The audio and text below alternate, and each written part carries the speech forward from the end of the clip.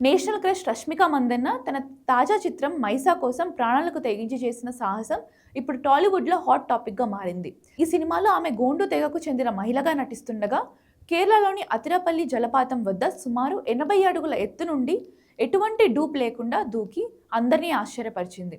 ఈ క్రమంలో ఆమెకు గాయాలైనప్పటికీ లెక్క చేయకుండా షూటింగ్ పూర్తి చేయడం ఆమె డెడికేషన్కు నిదర్శనం. ఈ సినిమాలోని యాక్షన్ సన్నివేశాల కోసం రష్మిక బ్యాంకాక్లో అంతర్జాతీయ స్టంట్ కొరియోగ్రాఫర్ కెచా కంపగ్డి పర్యవేక్షణలో కఠినమైన శిక్షణ తీసుకుంది. రోజుకు 8 గంటల పాటు మార్షల్ ఆర్ట్స్ మరియు గిరిజన పోరాట శైలులపై పట్టు సాధించింది.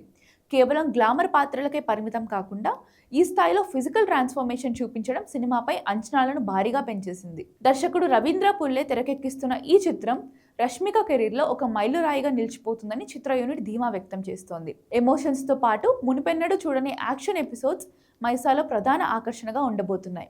తన పాత్ర కోసం రష్మిక పడుతున్న ఈ కష్టం వెండితెరపై ఎలాంటి మ్యాజిక్ చేస్తుందో చూడాలి.